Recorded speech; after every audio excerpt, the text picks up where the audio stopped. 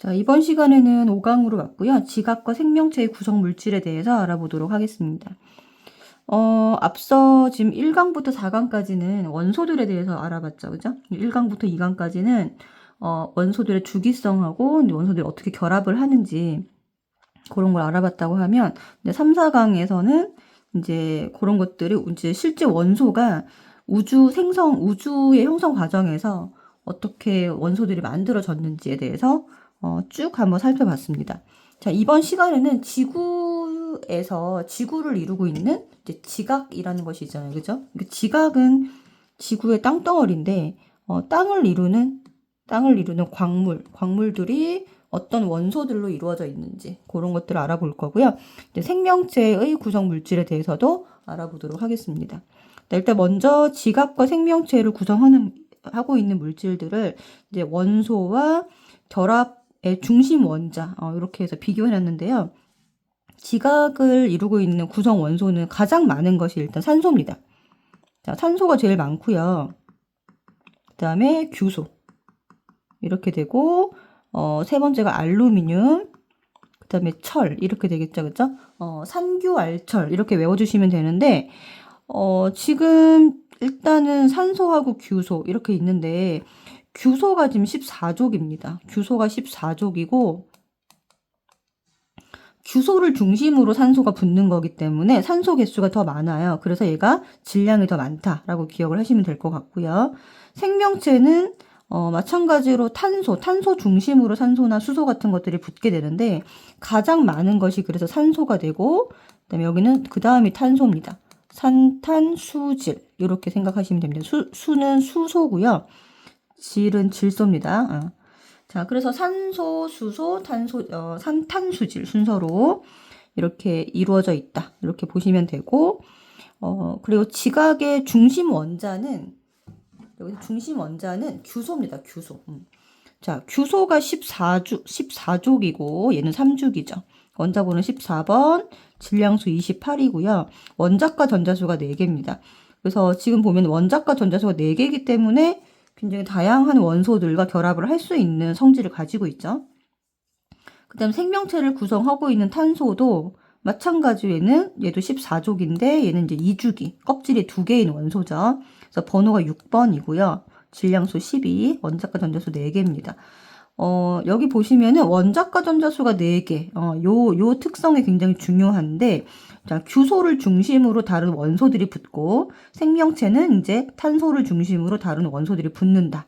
그래서, 둘 다 이렇게, 정사면체 구조로 이루어져 있다라고 보시면 됩니다. 규산염 사면체가, 지각을 이루는 여러 가지 광물들의 기본 구조예요. 지각을 이루는 광물들의 단위체가 된다라고 보시면 됩니다. 단위체. 그래서 이 규산염 사면체가 이렇게 쭉 연결되면서 다양한 형태의 광물을 만들게 됩니다. 일단은 가장 기본 구조가 가운데 규소가 하나 있고요. 규소를 중심으로 산소들이 붙어 있습니다.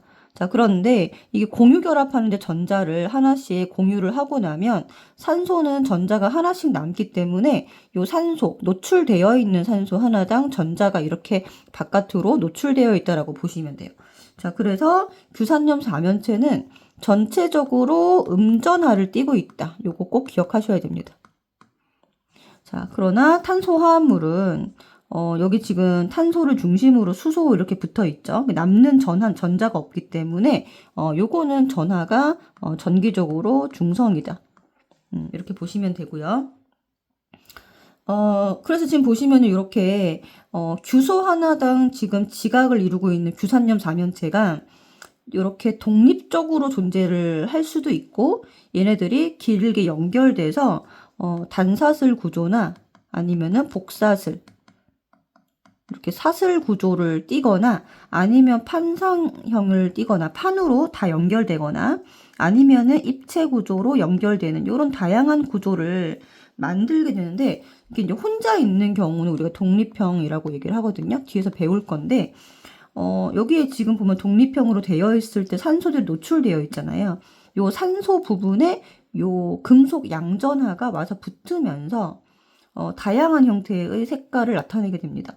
자, 그래서 지금 보시면은 어두운 광물이라고 되어 있죠. 어두운 광물은 기본적으로 규산염 사면체에다가 이런 금속 양이온이 와서 결합되어 있을 때 색깔을 나타내고요. 밝은 광물은, 밝은 색깔은 규산염 사면체끼리만, 요거끼리만 이렇게 연결되어 있을 때, 이제 주로 여기 있는 형태들 중에서는 망상으로 결합되어 있을 때라고 보시면 됩니다. 자, 어두운 광물은요, 지금 이렇게 금속 양이온이 결합을 하려면, 네, 독립형부터 쭉 가서 판상형까지. 네, 여기 있는 독립형부터 판상형까지는, 여기부터 여기까지는 전부 다 어두운 색을 띈다. 이렇게 기억을 하시면 될 것 같고, 여기는 밝은 색을 띈다. 네. 자, 그리고 탄소화합물은 이제 우리 생명체의 몸을 구성하고 있습니다. 그래서 에너지원으로도 사용되고 하는데, 에너지원으로 사용되는 건 요거 3개고요. 핵산은 유전 정보를 저장하거나 전달하는 역할을 합니다. 그래서 유전 정보랑 관련된 건 핵산이고, 그 다음에 이제 단백질 같은 경우 우리 몸을 구성하거나 에너지원으로 쓰이고요. 탄수화물도 몸을 일부 구성하고 대부분 에너지원으로 쓰입니다. 지방은 우리 몸을 구성하고 에너지원으로 쓰인다. 요거 3개는 요거의 공통점이라고 보시면 되겠습니다. 네. 자, 그래서 지금 지각을 이루고 있는 규산염 자면체나 아니면 탄소화합물 이런 것들은 자, 공통적으로 결합 방식이 공유결합이라는 것을 하고 있어요. 그래서 공유결합 앞에서 배웠죠. 우리가 비금속과 비금속이 결합을 하는 형태인데 규소와 탄소를 중심으로 해서 이 비금속을 중심으로 해서 다양한 비금속들이 붙어 있기 때문에 이 공유결합을 하는 것이 공통적인 결합 방식이라고 보시면 되겠습니다. 원소 유래는 간단하게 정리를 하고 넘어갈게요. 지금 이제 우주 초기에 빅뱅을 통해서 수소나 헬륨이 만들어졌고요. 그다음에 별 내부에서의 핵융합 반응을 통해서는 헬륨부터 철까지 만들어졌고, 그 다음에 초신성 폭발을 통해서는 철보다 무거운 원소가 생성됐다. 이렇게 정리를 해주시면 되겠습니다. 자, 다음 페이지에 이제 규산염 광물의 다양한 종류가 나와 있습니다. 자, 규산염 광물이 이 규산염 사면체가 기본 구조라고 했거든요.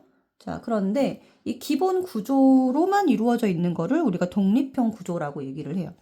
그래서 여기에 해당되는 광물에는요, 감람석이라고 하는 광물이 있습니다. 그래서 이렇게 혼자 존재하고 있기 때문에 4군데 산소가 노출되어 있어요. 그래서 그 부분에 금속 양이온이 와서 붙을 수 있습니다. 그래서 얘도 어두운 색을 띠는 거죠. 그래서 산소를 공유하지 않아서 얘가 공유하고 있지 않고 이 중간에 있는 규소 하나가 여기 있는 산소를 전부 다 독점하는 형식이에요. 그래서 공유하여 결합하지 않음입니다. 공유하지 않아서 이런 철과 마그네슘 등 양이온과 다 결합을 하고 있다. 자, 그리고 외부 힘을 받으면 얘는 잘 깨지고 약합니다. 왜냐하면 이게 공유하고 있는 부분이 적다 보니까 얘 혼자 힘을 받아야 되기 때문에 굉장히 구조가 약하다라고 보시면 되고요. 결정은 기둥 구조를 가지고 있습니다. 자, 공유하고 있는 산소수 그러니까 아예 없는 거죠. 이렇게 정리해 주시면 되고, 자, 그 다음에 여기를 조금 확대해서 볼 텐데요. 여기 보시는 것처럼 중간에 있는 하얀 색깔이 규소거든요. 자, 규소와 규소가 이런 식으로 규소 하나당 산소가 4군데 결합되어 있죠. 또 규소 하나당 산소가 4군데 결합되어 있는데 이 규산염 사면체가 이 단위체가 이렇게 한 줄로 쭉 연결이 된 구조를 우리가 단사슬이라고 합니다. 자, 그렇게 하면 뭐냐면 여기 있는 규산염 사면체와 여기 있는 규산염 사면체가 여기 있는 산소를 얘를 공유하는 거예요. 산소를 공유하는 거죠. 여기도 이제 산소를 공유하는 겁니다. 자, 그러니까 여기 있는 규소 입장에서는 4개의 산소 중에서 2개를 공유하는 식인 거예요. 여기도 여기 있는 규소 입장에서 지금 이런 게 다 지금 공유하고 있는 부분인데 요 규소 입장에서 양쪽에 2개가 공유되고 있죠. 얘 입장에서도 2개를 공유하고 있습니다. 이런 식으로 계속 2팔 벌려 손을 잡고 있는 것 같은 형태 산소가 공유되어서 한 줄로 이어진다라는 거 기억을 하시면 되겠죠. 그래서 이런 구조를 우리가 단사슬이라고 합니다. 자, 단사슬의 뜻이 뭘까요? 단사슬. 얘가 이제 한 줄로 연결되어 있다. 한 줄로 연결되어 있다라는 구조예요. 그래서 이 광물의 이름은 휘석입니다. 자, 휘석이 단사슬 구조로 되어 있고요. 산소 2개가 공유되어 있고 나머지 2개는 산소가 노출되어 있다라고 보시면 됩니다. 산소 2개가 공유되어 있고 나머지 산소 2개는 노출되어 있어서 여기도 금속과 결합이 가능하다라고 보시면 되고요. 그래서 요거 이제 한 줄로 이렇게 되어 있다 보니까 구조적으로 얘가 힘을 받으면 쪼개진다라고 보시면 되고 기둥 모양을 가지고 있다. 그리고 공유 산소수는 2개 이렇게 정리하시면 되겠죠. 자, 그 다음에 요렇게 한 줄로 연결되어 있는 것이 아랫줄에 한 번 더 연결되면요. 이가 복사슬 구조가 됩니다. 그래서 지금 보시는 것처럼 요렇게 연결되어 있는 부분이 2군데 이렇게 보이게 되면 요거는 복사슬이다. 그래서 복사슬의 뜻은 2줄로 연결되어 있다. 이렇게 보시면 되겠죠. 2줄로 돼 있고 여기는 이제 각섬석이라고 하는 광물이 있습니다. 그래서 산소가 지금 보시면은 어떤 거는 요 규소는 지금 하나, 둘, 세 군데 공유를 하고 있고요. 요 규소는 지금 2군데 공유를 하고 있습니다. 자, 요 규소는 3군데 연결되어 있죠. 근데 얘는 2군데 연결되어 있어요. 자, 그러면 어떤 거는 2개고 어떤 거는 2개, 어떤 거는 3개 이렇게 연결되어 있으면 얘가 요거의 중간값인 2.5개를 공유하고 있다라고 볼 수 있겠죠. 맞죠? 2.5개가 공유되어 있고 여기다 2.5라고 쓰시면 되겠고요. 그러면 나머지 1.5개는 금속과 결합하는 형태로 되어 있다. 얘도 마찬가지로 이렇게 길게 이거 줄 형식, 이렇게 기둥 형식으로 되어 있기 때문에 쪼개짐이라고 보시면 되겠습니다. 형태는 네, 기둥 형태. 자, 지금 위에서부터 독립형도 기둥이고요. 기둥입니다. 자, 그 다음에 이제, 4번째 구조는 얘네들이 이렇게 판의 형태로, 넓은 판의 형태로 무한대로 연결되어 있는 겁니다. 판의 형태로 무한대로 연결되어 있다. 그러다 보니까, 이런 구조를 가지고 있는 판상 형태, 평면 형태로 가지고 있는 이런 이제 광물에는 흑운모라는 것이 있습니다. 자, 여기도 모든 규소가 3개 공유하고 있어요. 그럼 나머지 1개는 금속과 결합할 수 있겠죠. 여기도 금속과 결합이 가능한 형태의 자, 그래서 요거는 한 방향 쪼개짐이고요. 얇은 판으로 결정이 생겨줍니다. 그러니까 판으로 존재하는 거는 몇 개 없기 때문에 요 판으로 존재하는 거를 좀 기억을 해주시면 되겠습니다. 자, 여기 공유하고 있는 산소수는 3개가 되겠습니다. 자, 그 다음 망상형은 입체 형태로 3차원으로 모든 구조에서 모든 부분에서 모든 3차원으로 다 연결되어 있어요. 그래서 이런 구조를 가지고 있는 광물에는 석영과 장석이 있습니다. 자, 근데 석영은 완전히 투명하고요. 그러니까 완전히 얘는 규산염 자면체로만 되어 있어요. 그러니까 여기에는 완전 투명하다는 건 여기에 금속이 1도 들어가지 않았다. 1도 여기에 금속 양이온이 결합되지 않았다라는 거 의미하는 거고요. 장석은 약간 밝은 흰색을 가지고 있습니다. 여기는 어떤 금속이 들어가냐면 알루미늄이 굉장히 미량 포함이 되어 있다고 합니다. 그래서 얘가 투명하지 않고 밝은 색이긴 하지만 네, 흰색을 띈다. 이렇게 기억을 해주시면 될 것 같고요. 그 다음에 여기서 나와 있는 이제 공유하는 형태는 석영에 대한 이야기입니다. 석영이 규산염 자면체 산소를 4개를 모두 공유하고 있어요. 그래서 금속과 결합하지 않는 형태. 여기 이제 석영, 완전 투명한 거. 석영에 대한 이야기고요. 얘는 풍화에 매우 강합니다. 그러니까 지금 보시면은 독립적으로 되어 있는 거, 그 다음에 한 줄로 돼 있고, 2줄로 돼 있고, 판으로 연결돼 있고, 얘가 3차원으로 돼 있으면 어떻게 될수록 강해질까요? 광물이.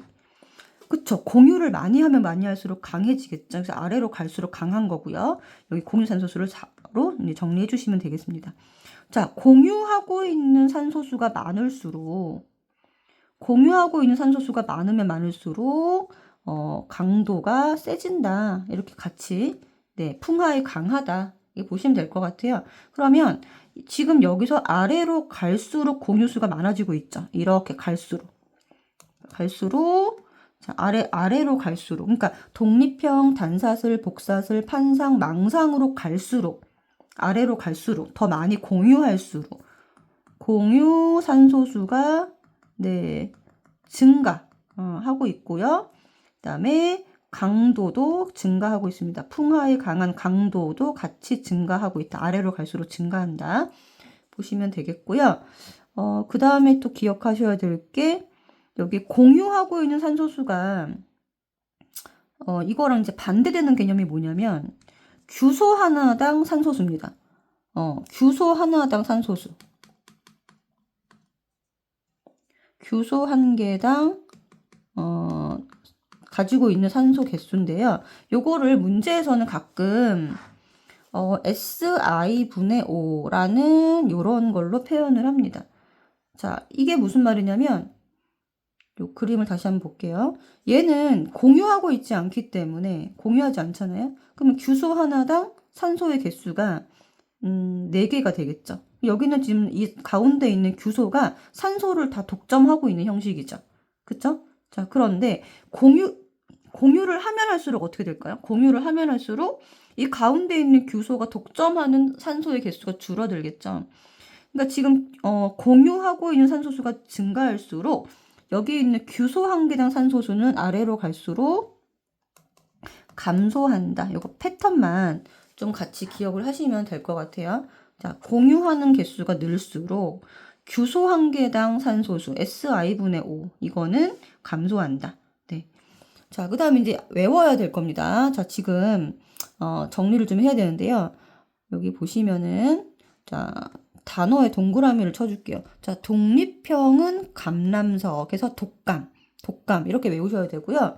얘가 그 다음에 기둥 형태, 그리고 단사슬은 휘석, 여기가 2개, 그 다음에 복각, 여기가 2.5, 판흑 3, 그 다음에 망석 4개, 이런 식으로 숫자로 딱딱 기억을 해주셔야 돼요. 여기 지금 문제 나오거든요. 여기 나오고, 그 다음에 다 기둥인데 판의 형태인 거는 딱 2개밖에 없어요. 판상형, 그러니까 흑운모가 판상형이잖아요. 흑운모가 판의 형태고요. 결정이. 여기 있는 장석이 또 판의 형태입니다. 판의 형태인 거는 흑운모하고 장석밖에 없다. 나머지는 전부 다 기둥의 형태다. 이렇게 보시면 되고, 독립형은 깨짐입니다. 깨짐은 얘하고 그 다음에 여기 망상 2개는 깨짐이에요. 나머지는 전부 다 가운데는 쪼개짐입니다. 그래서 깨, 깨 이렇게 기억을 해주셔야 되고 0, 2, 2.5, 3, 4 숫자를 그대로 순서대로 기둥판 기둥인데 장성만 판입니다. 기둥 판 기둥 그러니까 기둥 3개의 판 그다음에 기둥 이렇게 기억하시고요. 독감, 단휘, 복각, 판흑, 망석 이런 식으로 외울 때 이거는 완벽하게 암기를 좀 해주셔야 돼요. 자, 그러면 여기까지 일단 지각에 대한 거는 이제 같이 알아봤고요. 생명체를 구성하는 물질도 한번 보도록 하겠습니다.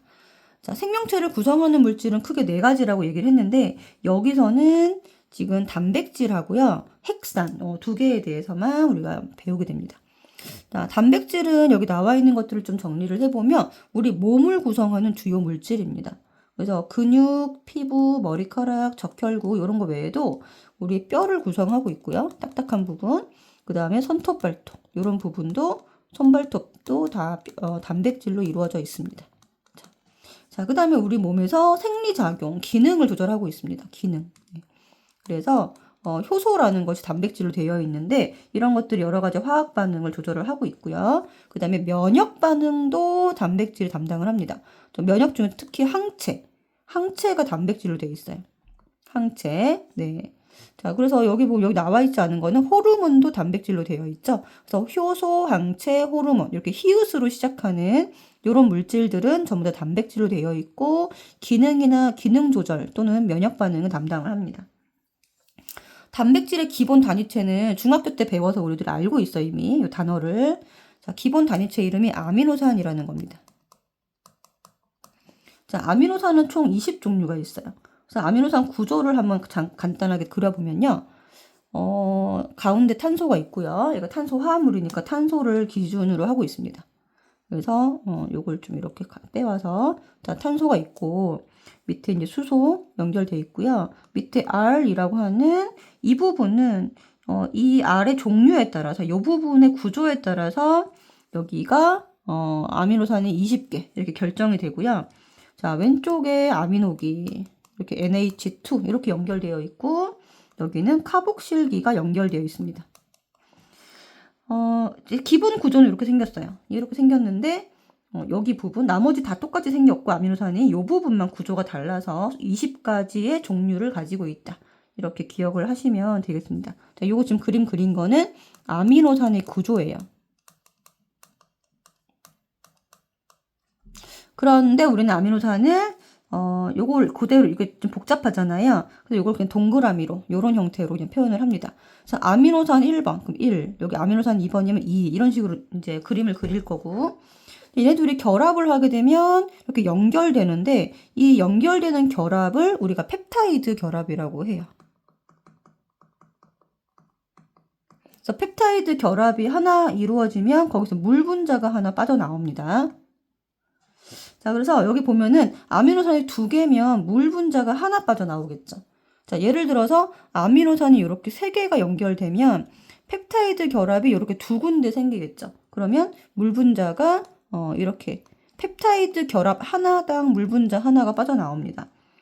그래서 지금 아미노산의 개수를 연결되는 아미노산의 개수를 n개라고 하면 여기서 빠져나오는 물 분자 개수는 n-1개 그리고 여기에 연결되는 펩타이드 개수도 물 분자 개수랑 똑같다는 거예요. 그래서 펩타이드 결합의 개수와 물 분자 빠져나오는 물 분자의 개수는 똑같이 n-1개다 이렇게 기억을 하시면 됩니다. 자, 그래서 이런 식으로 아미노산이 가장 작은 기본 단위체인데 얘네가 쭉 연결돼서 이 폴리펩타이드라는 거를 먼저 형성을 해요. 요거는 폴리펩타이드 이게 구슬 형태로 길게 연결이 되어 있습니다. 그래서 요 구조까지는 우리가 아직 2차원 구조라고 하고요. 요게 이제 단백질이 되기 전 물질, 그래서 전구체라고 합니다. 단백질의 전 물질, 전구체.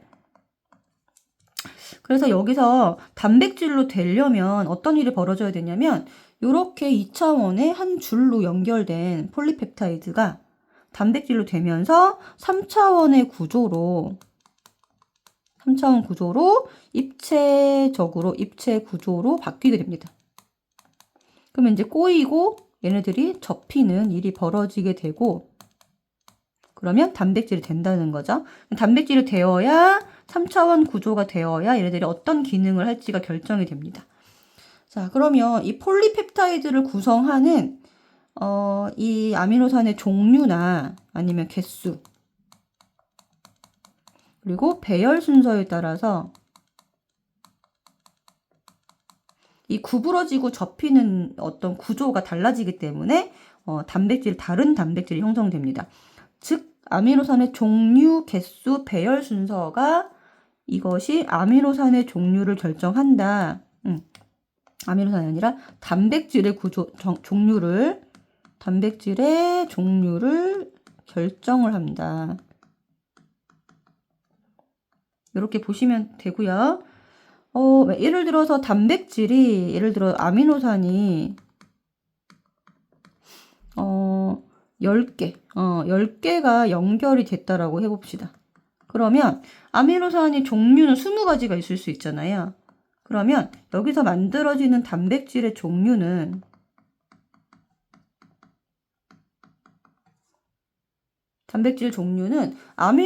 각각의 아미노산에 20종류가 있기 때문에 20분의 10승 개만큼이 종류가 만들어진다. 이렇게 계산을 할 수가 있습니다. 네. 자, 그래서 지금 단백질도 지금 기본 단위체가 있고요. 이 기본 단위체가 이렇게 쭉 연결되어서 이런 단백질이 만들어지고 이 종류, 개수, 배열 순서에 따라서 기능이 바뀐다. 이거 꼭 기억을 하시면 되겠죠. 지금 기능이 바뀐다라는 말이 있으면은 단백질에 대한 설명입니다. 네. 자, 그 다음에 핵산.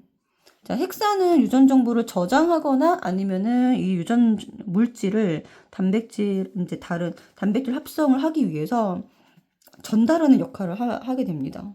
저장하는 역할을 하는 것이 DNA고요. 전달하는 역할을 하는 것이 RNA라고 보시면 되겠습니다. 그래서 DNA, RNA 둘 다 헥산이라고 하는데 헥산의 기본 단위체는 일단 뉴클레오타이드라고 부르는 거예요.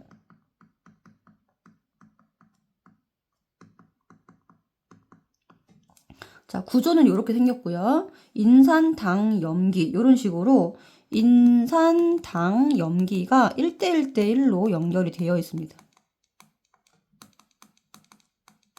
이렇게 연결되어 있고 DNA하고 RNA는 요 인산, 당, 염기 부분 중에서 당하고 염기가 차이가 나고요.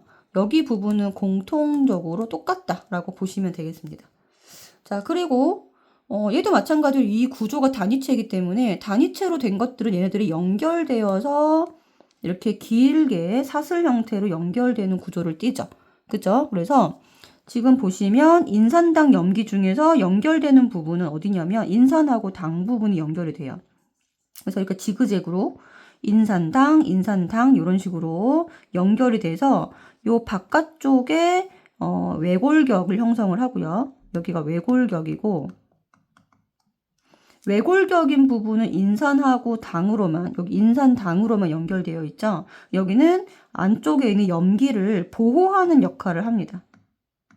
보호하는 역할을 하고 이 안쪽에는 염기가 쭉 배열되어 있는데 이 염기들의 배열 순서에 따라서 이 안쪽 부분의 염기의 배열 순서가 곧 유전 정보, 어떤 유전 정보인지를 결정짓는다 라고 보시면 되겠습니다. 그래서 염기들의 배열 순서가 곧 유전 정보를 결정짓는다. 그러니까 안쪽에 이 염기가 중요하겠죠. 그래서 바깥쪽에 이 염기를 보호하기 위한 외골격으로서 인산당이 연결되어서 이렇게 안쪽을 둘러싸고 있는 거예요. 자, 그래서 다양한 염기서열이 곧 이게 아까 염기 배열 순서랑 같은 말입니다. 염기서열이 염기의 배열 순서. 이거랑 같은 말이에요. 자, 그래서 이렇게 쭉 폴리뉴클레오타이드로 쭉 한 줄로 연결되는 거는 DNA, RNA가 똑같아요. 똑같은데 지금 연결이 되더라도 지금 보면은 가운데 당이 있고 염기가 있죠. 이게 당과 염기 부분이 차이가 난다는 거예요. 인산은 똑같고 이 부분이 차이가 난다. 그래서 어떻게 차이가 나는지를 한번 보겠습니다. 크게 화면을 해놓고 볼게요. 자, DNA랑 RNA는 일단 당이 차이가 나는데요. 자, 당이 아까 그림 구조에서 오각형이었죠. 그쵸? 오각형인데, 요렇게 생겼습니다. 당 구조가. 자, 여기. 그러니까 지금 여기 뉴클레오타이드 중에서 여기만 모양을 그린 거예요. 여기만 그리면 이렇게 오각형이죠. 이 부분이 얘는 디옥시라고 해서 디옥시의 뜻이 뭐냐면 D가 없다는 거고요. 없다. 옥시가 산소입니다. 산소가 하나 없다라는 뜻이니까 요 부분이 산소가 없는 수소로만 이루어져 있고 얘는 그렇지 않고 원래 정상적인 구조다라고 해서 OH 이렇게 보시면 되는데 요 부분에 산소가 하나 없다. 이래서 디옥시라서 여기 DNA, 그냥 라이보스라서 RNA 이렇게 명칭이 정해진 겁니다. 그래서 요 부분에 산소가 하나 없는 당을 가지고 있다. 이런 뜻이고요. 얘는 산소가 있는 당을 가지고 있다. 그래서 라이보스를 가지고 있다. 그다음에 염기로는 총 염기 종류가 원래는 5종류거든요. 자, 5종류인데 여기서 아데닌, 구아닌, 사이토신은 RNA, DNA가 다 공통적으로 갖고 있지만 티민은 DNA에만 존재를 하고요. 유라실은 RNA에만 존재를 합니다. 그러니까 두 개가 서로 대체가 된 거예요. 그래서 DNA에는 A, 그다음에 G, C는 다 공통이죠. 여기 다 있는데 여기에 티민이 있는 거고요. 얘만 여기 DNA에 있는 거고, 자, RNA에는 A, G, C는 공통이고 여기 유라실, 티민 대신에 유라실이 들어가 있다. 이렇게 해서 염기 종류가 하나가 다르다. 이렇게 보시면 됩니다. 자, 그 다음에 기능은 DNA가 유전 정보의 저장이고요. 그 다음에 RNA는 유전 정보의 전달. 전달 이렇게 보시면 되겠습니다. 자, 구조를 보면 DNA는 이렇게 이중 나선으로 생겼어요. 그래서 이 바깥에 회색으로 그려져 있는 부분이 바로 인산당 골격이에요. 이게 바깥쪽에 있는 골격이고 이 내부에는 염기가 들어 있습니다. 근데 염기가 서로 상보적으로 결합을 하고 있는 형태인 거죠. 상부 결합을 하고 있어서 안쪽에 A는 T와 결합을 하고 있고 G는 C와 결합을 하고 있습니다. 그래서 이 염기끼리 상부 결합을 할 때니까 점으로 표현을 해주는데 요거는 무슨 뜻이냐면 이 염기끼리 결합이 되어 있는 부분은 아주 약한 결합인 수소 결합으로 결합이 되어 있다. 이렇게 보시면 되겠고요. 그러니까 바깥쪽에 인산당 골격, 안쪽으로 염기들이 서로 결합된 형태로 되어 있고 얘가 꽈배기처럼 이렇게 꼬여 있다는 거예요. 그래서 두 가닥이면서 이제 꼬여 있다. 그래서 이중 나선 구조라는 말을 씁니다. 이중 나선 구조. 자, 그리고 얘는 바깥쪽 골격이 당과 인산으로 되어 있고 안쪽은 염기가 상부 결합하고 있다. 이렇게 보시면 되겠죠. 자, 그런데 RNA는 이와 달리 이렇게 단일 가닥 구조로 되어 있습니다. 그래서 여기는 그러니까 타이민 대신에 유라시엘을 쓰고 있다. 염기를 사용한다. 네, 이렇게 기억을 하시면 되겠습니다. 자, 그리고 지금 보면은 DNA 같은 경우는 핵 내에만 존재를 하고요. 얘는 핵 내에서만 존재를 하고 RNA는 이 핵 내에서 합성이 돼서 세포질로 이동을 하는 물질입니다. 자, 세포질로 이동을 해서 얘가 단백질 합성에 이용이 되는 거죠. 그래서 위치하는 곳도 DNA는 핵 안에서만 존재할 수 있고요. RNA는 핵 내에서 만들어져서 세포질로 이동해서 두 군데 다 존재할 수 있다. 이렇게 기억을 해주시면 될 것 같아요. 자, 그 다음에 마지막 DNA 상보 결합을 한번 볼 텐데, 자, 요 상보 결합의 의미는 뭐냐면 우리가 DNA에서 DNA 내에 요 염기가 뭐 A, T, G, C가 각각 있다라고 했을 때 얘네들을 다 더한 염기 개수를 다 더한 것이 예를 들어 100개가 있다라고 해보겠습니다.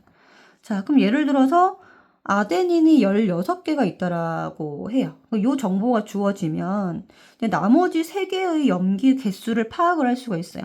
어떻게 파악을 할 수가 있냐면 지금 A랑 아데닌과 티민은 상보 결합을 하고 있기 때문에 요거랑 개수가 똑같아야 돼요. 그럼 얘가 16개가 돼야 됩니다. 이렇게 상보가 돼야 됩니다. 자, 그런데 요걸 다 더한 것이 100개가 돼야 되고 요거 2개의 개수가 또 똑같아야 돼요. 그쵸? 2개가 똑같아야 돼요. 그러니까 여기 지금 보면 얘가 32개죠. 그 남은 개수가 지금 68개 이렇게 되겠죠. 이걸 반반 나눠 가져야 되니까 얘가 34개구나. 이런 식으로 하나의 염기 개수를 알면 나머지 3개의 개수도 우리가 자연적으로 파악할 수 있다. 이런 의미로서 문제가 출제가 됩니다. 자, 그래서 여기까지 기억을 하시면 될 것 같고요. 그 다음에 이제 DNA 염기는 상보 결합을 하니까 여기 보는 것처럼 한쪽 가닥을 알면 나머지 가닥은 이렇게 파악을 할 수 있다라는 겁니다. 그래서 여기 DNA에서 두 가닥 다 DNA의 가닥인 거죠. 자, 한쪽이 A, G, C, T, A, T, C, G, G다. 이런 식으로 이렇게 알 수가 있고요. 여기서 이제 RNA로 갈 때는 2개 중에 하나를 또 주형 가닥으로 해서 주형 DNA 가닥이 예를 들어서 A, G, C, T, A, T, C, G, G다. 이런 식으로 되면 DNA에서 RNA로 복사가 되는 거기 때문에 여기도 마찬가지로 상보적으로 복사가 됩니다. 자, 주형 DNA 가닥이 이렇게 되면요. 밑에 이제 RNA 같은 경우는 A에서 T로 가겠죠. 근데 T 대신에 유라실이 존재하는 거고요. 그 다음에 여기가 C, G, A, 여기 U, A, G, C, C. 그래서 이 가닥이 이제 RNA 가닥으로 합성이 되게 됩니다.